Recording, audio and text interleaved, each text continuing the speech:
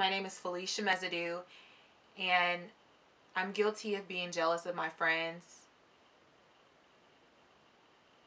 and I'm guilty of social comparisons. It's serious.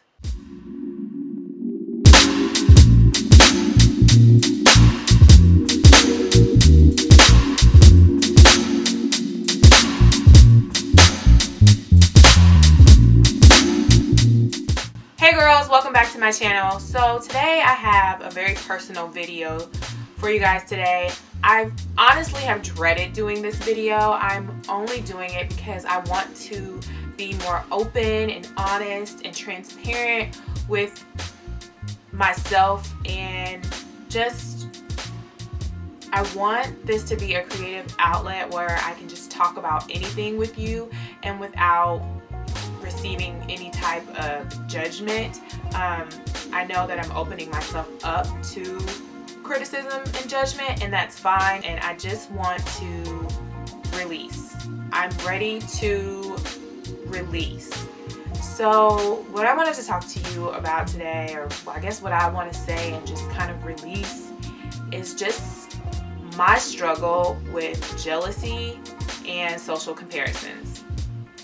And in this age, social media comparisons, because the struggle is real. Really, what I have struggled with all my life, and adolescence, childhood, adulthood, is just being jealous of my peers. Being jealous of friends, best friends, family members, just being jealous and comparing myself constantly. And it's not right. But I think the first step in order for me to overcome such a battle of the mind and such a humanistic emotion, is to admit to it. And I think I spent most of my life not really admitting to the issue. And the issue is that I struggle with this. You know, I would acknowledge it here and there, but I never really decided to deal with it. And honestly, what's really helped me to kind of center all of this and just really deal with these emotions is my relationship with God.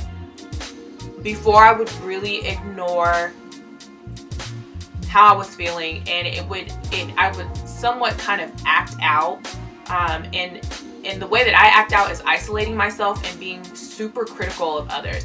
And I may not always voice it or express it to people, but I'm mentally thinking it, and I'm just being super critical, and I'm isolating myself. And my friends know that people that are my friends that are close to me, that know me, that truly know me, they know when I go into this isolation mode. And it's usually because I'm comparing myself, I'm comparing my life, and I'm just flat out jealous. Point blank period.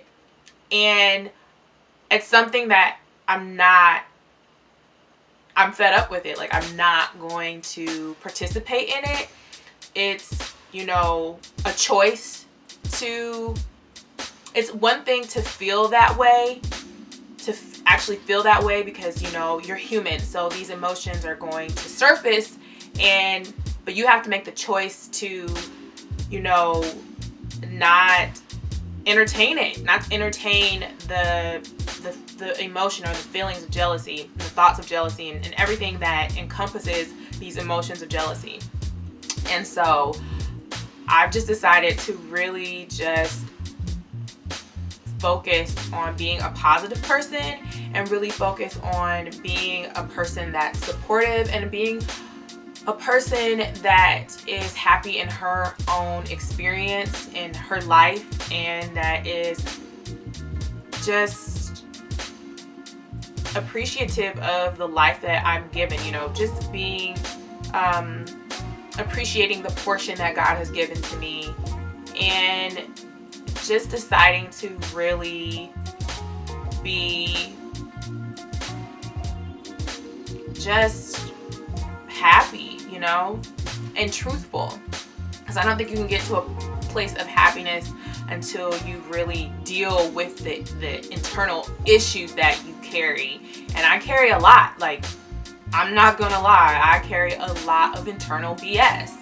I don't think I've always been really taught how to properly deal with it, but I'm learning now. And as my relationship with God grows, I'm learning how to turn things off and control my feelings and control just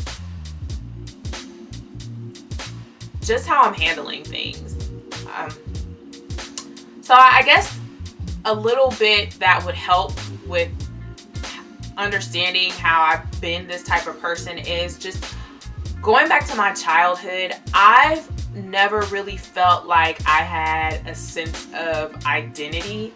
I struggle with MCS, middle child syndrome, and I've always kind of felt like I was just there. Like, my sister was, you know, the responsible older one who was into cheerleading and was, you know, athletic. And then you had like my little baby brother who a lot of people just thought was so cutesy. And then there was me, and it was just like, okay, how do I kind of navigate my way, or where do I fit in?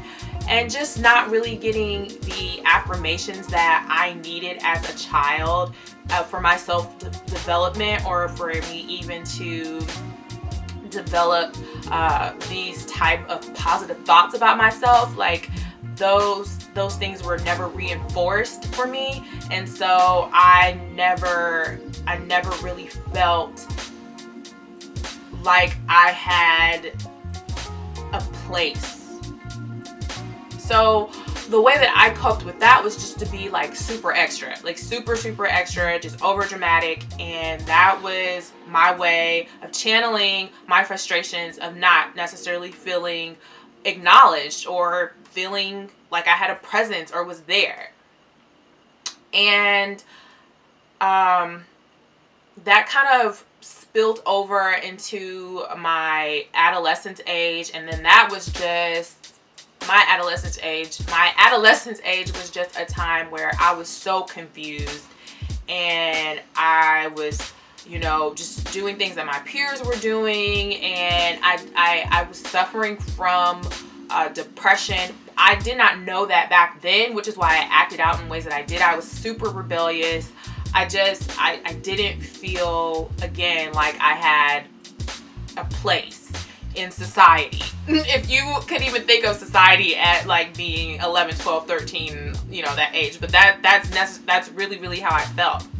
And that was really when I started to have really started to have these negative views of myself. I didn't feel attractive. I didn't feel smart. I didn't feel any of these things. And I just wanted to be Whitney Houston. So moving into my teen years, I still didn't have, you know, like a positive self-image. I just didn't. So everything that someone else did or received recognition for, I was just always jealous.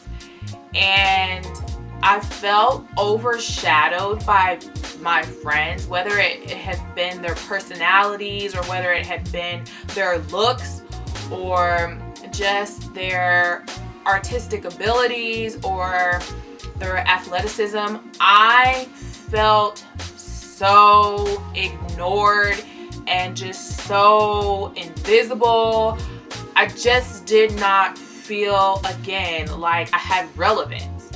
And so I just acted out.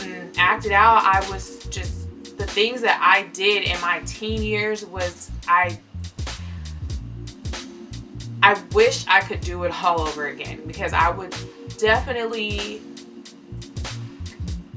get to the root of the problem. I would get counseling, and I would just try to self-improve. But, you know, I went through those experiences for a reason. And I do believe that I went through those experiences because I'm going to have to talk to my children about certain things and how to deal with their feelings. And I can actually tell them from experience what to do and what not to do, and just how to navigate your teen years to be successful. And so I appreciate those experiences, but at the same time, I definitely wish that someone would have talked to me. So moving on into my college years, my young adult years, I was dealing with all of this emotional trauma from my teen years, childhood years, all of that, and I just never gained a sense of identity. I didn't really feel like I had a sense of identity or purpose. And although I had a strong personality, as some people would like to say, I had a strong personality, I still didn't feel a sense of identity. I kind of felt like my recognition was always attached to someone else, or my reputation was attached to someone else's reputation because I was someone else's friend. It was just, you know, all these lies that my mind is telling myself, and just somewhat making me develop into this person that God didn't create me to be. I never really felt like I had anything special to offer, or any value or anything in society or my network or within my social group. I didn't really feel like I had anything to offer. So I was just kind of going with the motions in life. No purpose, no nothing. And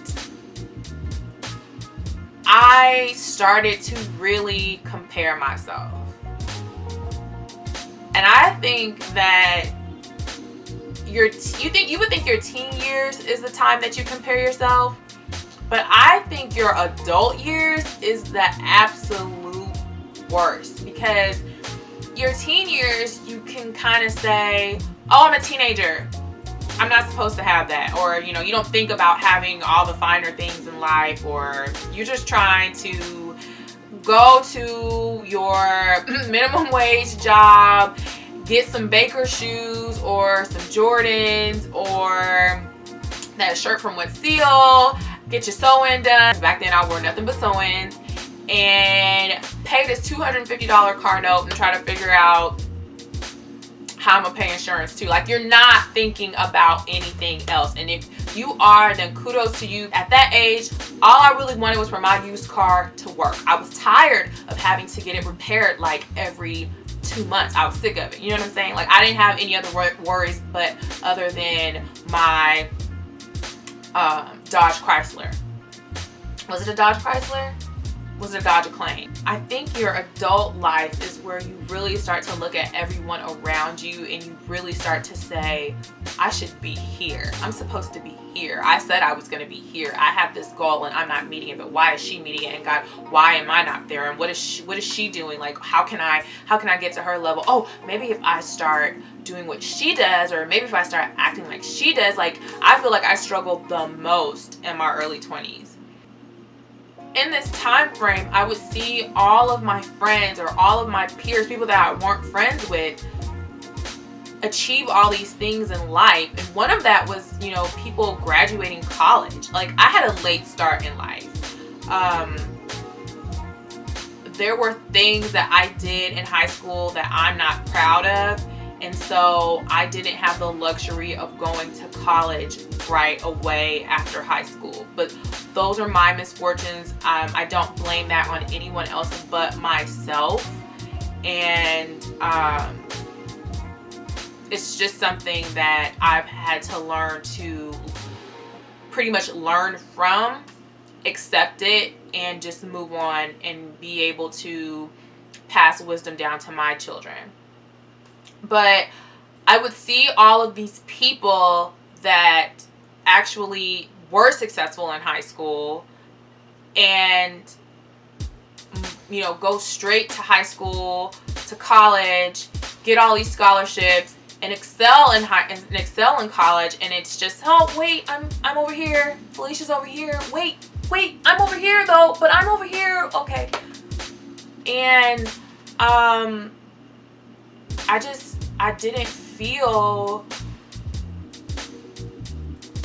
didn't really feel like, I felt like SHIT, if I could just, if I could just put it out there. I'm gonna be respectful on my channel, but I felt like SHIT. I felt like ish. Going to college was probably one of the times where I really started to realize just how jealous I was. And I remember being in college, and my second year, I went to a college that was all women, and the cost of tuition was an astronomical amount. Like, if I could go back, I would not have went to that school, just because the amount to go there was not cool at all. And I went there, but I'm thankful, I'm grateful that I did, because I'm grateful that I had that experience. But if I could do it all over again, I would not go to a school that expensive. But that experience is very dear to me, because at the time my best friend was attending that college, and had it not been for her, I don't think I would have even saw college as an option. So I'm grateful for that, but I just wish she would have directed me to the college that I actually graduated from. That would have been perfect. That would have been perfect if she would have did that for me. But everything happens for a reason. So I remember my sophomore year, I was not able to attend because the amount to go there was just out of my price range. I couldn't even pay $5 if college was $5. Like, it just wasn't something that I could afford. And my loans were denied that year because the loans were so expensive. The amount to take out for loans were so expensive. And I remember everyone else, so I had to pretty much take a semester off, and I remember everyone around me being, just going to school, enjoying life, and having boyfriends, and just all types of things. And here I am, I can't even go to, I can't even finish my sophomore year. And so I just stopped talking to everybody. I think I only talked to my best friend, and that was few far and in between. We had our issues. I stopped talking to everyone, and that was just me being jealous. I couldn't be happy for everything that was going on in people's lives. I just had to remove myself from the situation. And I became critical. I mean, I was thinking about stuff that people did, and I was just like, I don't think I want to be their friend anyways. And it's just like, that's not the way to deal with it. You can always tell when you can tell signs of jealousy, because you become very judgmental and critical. And that was something that I was very judgmental and critical for no reason at all. Everything's fine. I didn't have any arguments with these people, but once I decide to isolate myself, then all of a sudden I start having all these thoughts about their character and stuff like that. What is that? It's crap. And it's crap because I'm jealous. And I just, I wish I would have known that, or actually talked to someone to express myself, or just, I wish I would have been honest with myself, but I wasn't honest with myself. And that was why I could not move forward or improve. And even once I came full circle with my friends, it was kind of like we didn't really talk about the issue. And if we did, I kind of made something up as to why I wasn't talking to them. I never really came out. I think I did later on in life, but I never really came out and said, I'm just flat out jealous. I'm jealous. I'm mad because you get to do this. You're in school. You have a boyfriend. You're joining a sorority. You know, I never was able to say that. And so I just started acting out, isolating myself. Another situation was when my best friend got into a sorority, and it was just like, I was so upset because there was times where I felt like, I mean, we talked about it, but I didn't feel like she was as passionate about joining a sorority as I was. And when she, you know, I wasn't in school. I think when she did it, I wasn't in school. You know I wasn't in school. When she did it, I wasn't in school. And I just was like, what is this? I want to be this and this and that. And I remember her joining the sorority, and after she joined the sorority, I was so infuriated. Like, I was just upset. And never mind her achieving her dream. Never mind the fact that we wanted to join two totally different organizations.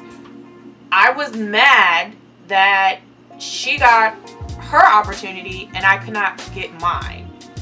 And so I think that was one of the breaking points in our friendship at that time. We went through a lot, and it was all because of my jealousy, not being able to express myself. I mean, I was a witch, if I can pretty much say that.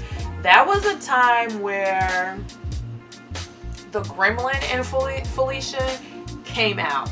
Yes, the gremlin. And I'm not proud of that, but I can be honest about it now. I was one of the most, I was extremely evil around that time. I'll just say that. That was not a good time for me in my life. It was not a good time for me. I was not in a good place. I was not a good person.